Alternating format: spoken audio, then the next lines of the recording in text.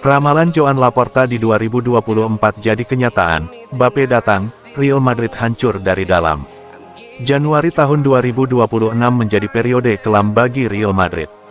Kekalahan 2-3 dari Barcelona di final Piala Super Spanyol bukan sekadar kehilangan trofi, melainkan puncak dari keretakan internal yang telah diprediksi jauh-jauh hari. Intuisi Joan Laporta pada Maret tahun 2024 kini terbukti menjadi kenyataan pahit bagi publik Santiago Bernabeu. 2 tahun lalu, Laporta secara kontroversial menyebut kedatangan Kylian Mbappe akan menjadi bom waktu bagi keharmonisan Los Blancos. Saya tidak cemburu pada Madrid, tapi jika Mbappe datang, mereka punya masalah. Anda harus menjual satu pemain jika dia datang, bukan? Dan berbicara tentang angka-angka di ruang ganti, itu akan merusak harmoni. Mereka punya masalah di sana. Kedatangan pemain dengan profil seperti itu akan merusak ruang ganti, ujar Laporta pada Maret tahun 2024 silam. Hari ini, kata-kata tersebut menjelma jadi realitas setelah Xabi Alonso resmi mengundurkan diri dari kursi pelatih. Pemicu utamanya adalah insiden memalukan di Jeddah. Xabi Alonso, yang menjunjung tinggi sportivitas, meminta para pemainnya melakukan guard of honor bagi Barcelona. Namun, laporan internal menyebutkan bahwa Kylian Mbappe memimpin aksi pembangkangan di ruang ganti. Sang mega bintang menolak memberikan penghormatan tersebut dan mengajak rekan-rekannya langsung meninggalkan lapangan.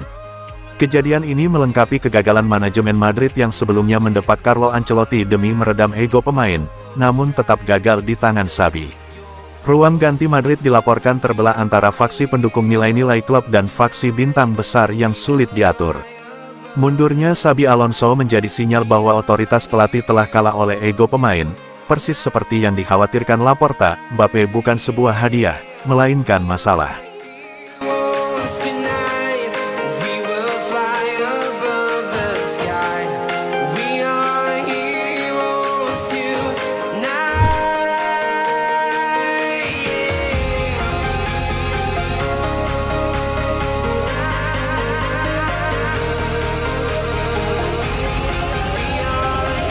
Tiba di Spanyol, Joao Cancelo lolos tes medis Barcelona, siap diperkenalkan. Cancelo tiba di Barcelona pada Senin, tanggal 12 Januari tahun 2026 siang waktu lokal. Ia kemudian menjalani tes medis dan fisik di rumah sakit Barcelona dan dinyatakan lulus.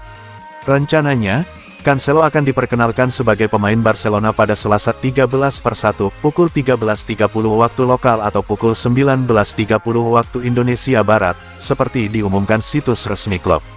Menurut The Athletic, Barcelona bisa mendatangkan Cancelo karena Andreas Christensen harus menepi sekitar 4 bulan karena cedera anterior cruciate ligament sejak Desember lalu.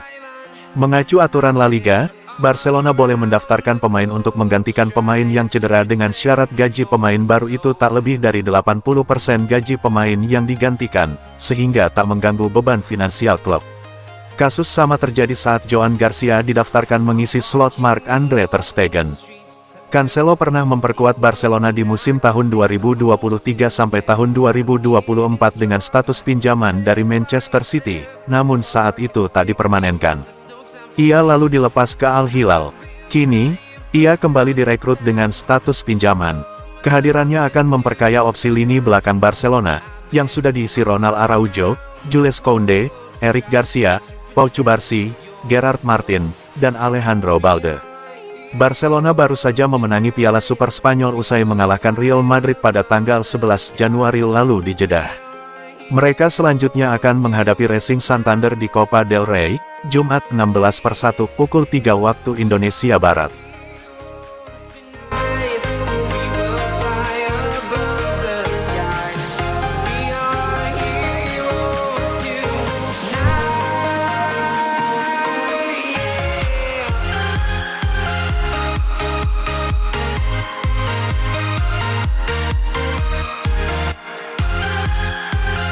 Keganasan era Flick, singkirkan Ancelotti dan Xabi kurang dari setahun.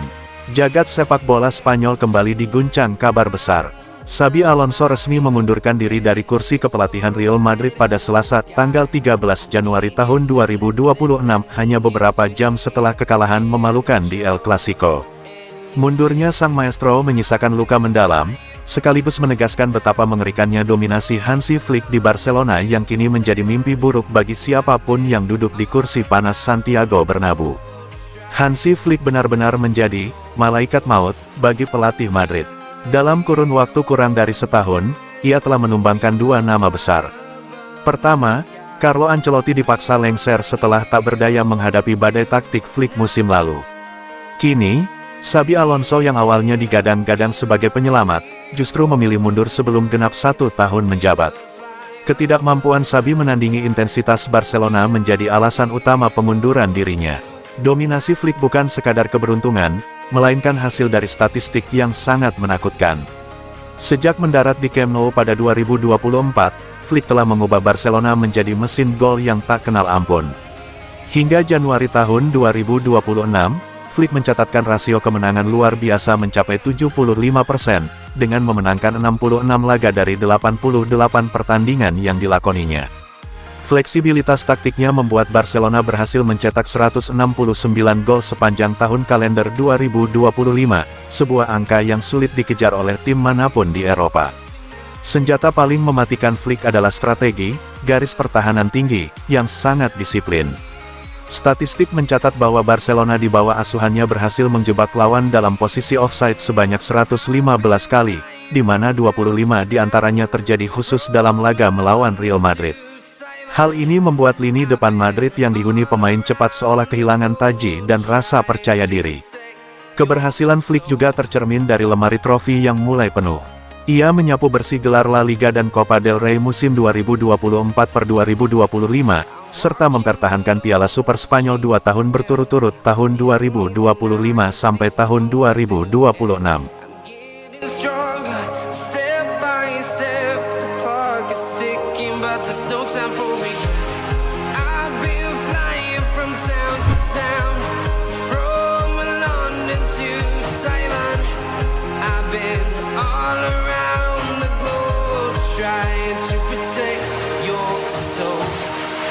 Direktur Timnas Jerman Rudi Voller berikan peringatan ke Marc-Andre ter Stegen.